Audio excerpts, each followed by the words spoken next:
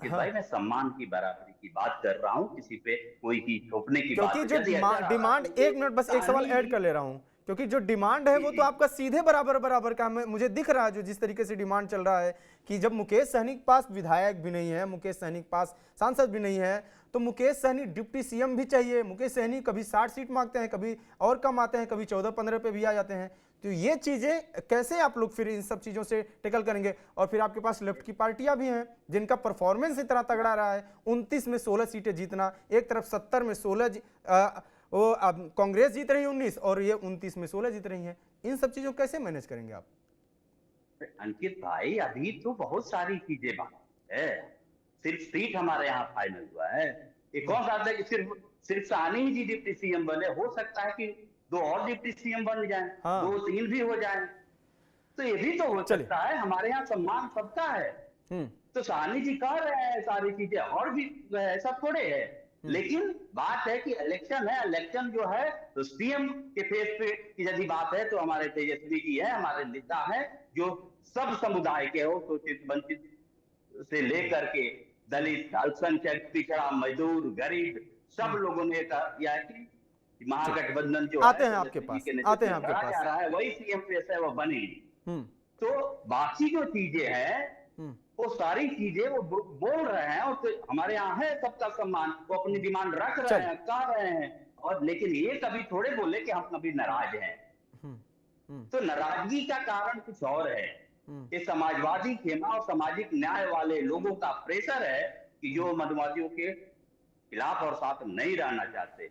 ठीक है, आपने चिराग पासवान पर ज्यादा बोला और मुकेश सहनी पर कम बोला। मैं आपके पास आऊंगा। पंकज कुमार जी जुड़ गए हैं, एग्जीक्यूटिव एडिटर हमारे। सवाल यही है सर, पंकज जी, कि जिस तरीके से चिराग पासवान के अभी मीडिया प्रभारी भी जुड़े थे, राष्ट्रीय प्रवक्ता, और उन्होंने कहा सीधे सीधे कि मैं दुखी हूं और देरी हो रही है। दो बातें कर रहे हैं कि देरी हो रही, दुखी हूं। क्या वजह हो सकती है इस दुख के पीछे? चिराग पासवान क्यों दुखी हैं? और सीट शेयरिंग के एंड टाइम पे जो कि लगातार कह रहे थे कि हम हनुमान हैं, और ये भी कह सकते थे कि जो कहेगी पार्टी, मोदी जी जो कहेंगे वो चीजें होंगी, लेकिन हनुमान दुखी हैं। क्यों दुखी हुए हैं? देखिए, आपको ये बता दें कि राजनीति में कोई किसी का हनुमान नहीं होता। जब तक उसको सूट करता है वो अपने को हनुमान बताता है। और आपको अभी असलियत बता दें कि क्या मुकेश सहनी जो तेजस्वी यादव के साथ, आपने देखा होगा, मछली खा रहे थे और संतरे भी खा रहे थे। ये दोनों मछली संतरे खाते रह गए, और जब असली में सीट देने की बारी आई तो जो हम लोग पहले से कह रहे थे कि 14 से 18, उससे ज्यादा दे नहीं पाएंगे, डिप्टी सीएम दे नहीं पाएंगे, बात वहीं पर आकर के रुक गई ना। फोटो ऑप के लिए ठीक था कि दोनों मछली खा रहे हैं, संतरे खा रहे हैं, रात में 2-2 बजे तक मीटिंग कर रहे हैं, लेकिन दोनों को पता था कि हमें करना राजनीति ही है। उसी तरीके से आप चिराग पासवान के पास आ जाइए। आप देखिए, चिराग पासवान लगातार दबाव बनाने के लिए पटना में मीटिंग करवा रहे हैं अपने नेताओं के साथ। पर ये नेताओं के साथ मीटिंग चल रही है, पर चिराग पासवान की पार्टी का असली फैसला कौन लेगा भाई? चिराग पासवान ही लेंगे। वो दिल्ली में बैठे हुए हैं। सुबह नित्यानंद राय मिलने गए तो वो अपना घर छोड़ करके दफ्तर चले गए, और जब उनसे ये पूछा गया कि आप अभी दफ्तर क्यों जा रहे हैं, तो उन्होंने कहा हमारे ऊपर एक मंत्रालय की भी जिम्मेदारी है। तो देखिए, जब टिकट को लेकर के दबाव बढ़ाना था बीजेपी के नेताओं पर, तो उन्हें अपने मंत्री होने का एहसास हो गया और वो अपना कामकाज करने चले गए। तो देखिए, ये जो नेता नेता होते हैं ना, किस तरीके से सिंबॉलिक मैसेज देना है, कैसे नाराजगी जाहिर करनी है, मीडिया में आए तो मुस्कुरा रहे थे, तो ये सारा नेतागिरी में भी एक्टिंग एक उसमें हिस्सा होता है अंकित, यकीन मानिए। और ये भी कोई बड़े बड़े एक्टर से कम के एक्टर नहीं होते, एक्टिंग भी जबरदस्त करना जानते हैं, और ये इनकी मजबूरी हो या जरूरत हो, लेकिन ये कर लेते हैं। अब आइए मुद्दे की बात करते हैं। मुद्दे की बात यह है कि अभी चिराग पासवान और नित्यानंद राय की मीटिंग चल रही। आपको बता दें, नित्यानंद राय अभी तक चिराग पासवान से मीटिंग करने नहीं गए थे। तो एक तरीके से चिराग पासवान से जो भी लोग डील कर रहे थे, चिराग पासवान नाराज हो रहे थे। आपको हमने बताया था कि उनसे धर्मेंद्र प्रधान और साथ ही साथ विनोद तावड़े और मंगल पांडे चले गए थे, चिराग पासवान नाराज थे। कल जब पटना से लौटे तो चिराग नाराज थे।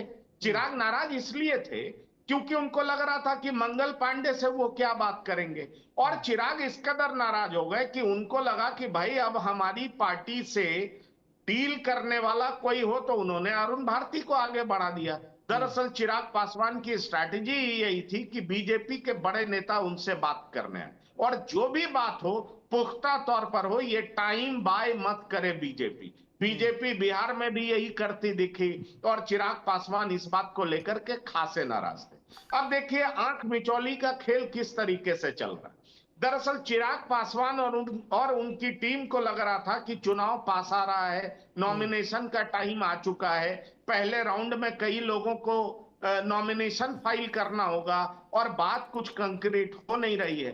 तो अंदर खाने पटना में उन्होंने मीटिंग करके अपने कई लोगों को कह दिया कि भाई नॉमिनेशन के लिए तैयार हो जाओ। ये मैं अपने सूत्रों के हवाले से आपको खबर दे रहा हूं कि नॉमिनेशन के लिए तैयार हो जाओ।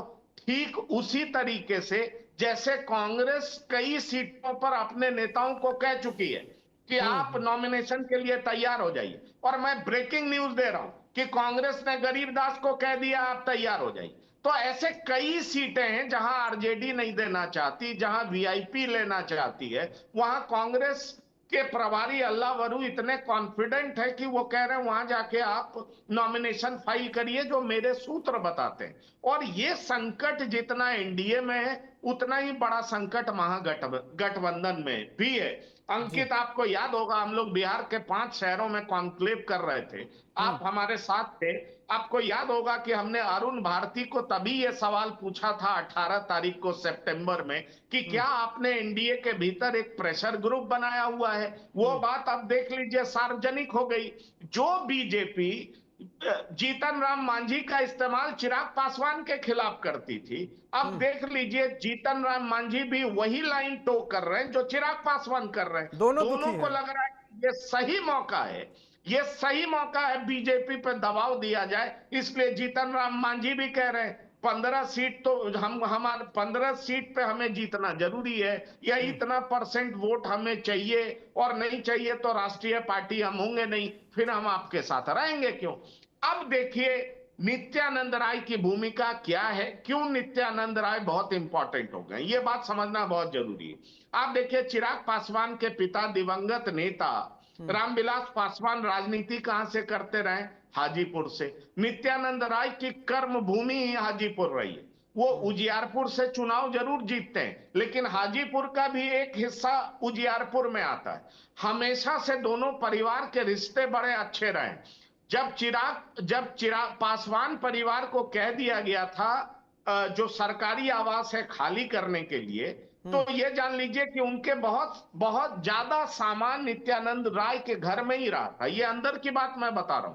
तो दोनों पारिवारिक तौर पर रिलेशन बहुत अच्छा एंजॉय करते हैं, दोनों की केमिस्ट्री बहुत अच्छी है।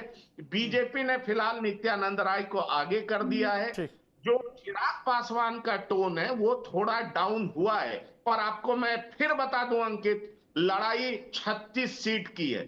बोल भले ही 45 रहे हैं, लेकिन वो कहते हैं मेरे पिता के समय 6 लोकसभा सीट था, और 6 into 6 करिए 36 हो जा रहा है। लड़ाई कुछ सीटों को लेकर के भी है। गोविंदगंज, जहां बिहार में एलजेपीआर के जो नेता हैं, प्रदेश अध्यक्ष है राजू तिवारी, वो सीट चाहिए। लड़ाई हिसुआ सीट को लेकर के है, बीजेपी लड़ाती रही है, हिसुआ सीट चाहिए। बोध गया चाहिए, रफीगंज चाहिए। ऐसे कई सारी सीटें हैं जो एलजेपीआर को हर कीमत पर चाहिए, और एलजेपीआर ने ठीक उसी तरीके से अपने लोगों को कह दिया है कि नॉमिनेशन के लिए तैयार रहिए। बीजेपी डिले टैक्टिक्स अपना रही है, और अंत में कहेगी कोई कोई ले लो, तो हम उस पर तैयार नहीं होंगे। 36 भी लेंगे, और वो सीट लेंगे जो कि पुख्ता तौर पर जीती जा सके, ठीक उसी तरीके से जैसे कांग्रेस महागठबंधन में कर रही है। इस बात को आप जान लीजिए। और इस वजह से एक नया पॉलिटिक्स टर्न ले रहा है, ये भी मैं आपको बता दे रहा हूं। दिल्ली में क्या कुछ हो रहा है वो मैं आपको बता दूं। चिराग नहीं माने तो उनकी जगह कौन एनडीए में आ सकता है, जरा इस बारे में भी सोचिए।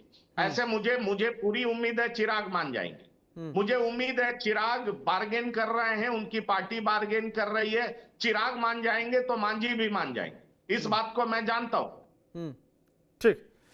तो तो इस बात को आप मानते हैं, लेकिन जो बड़ी बात पंकज कुमार जी ने बताया कि पार्टी में किस तरीके से अपने लोगों को तैयार किया जा रहा है कि अगर सीट शेयरिंग में लेट होता है तो लड़ा सकते हैं।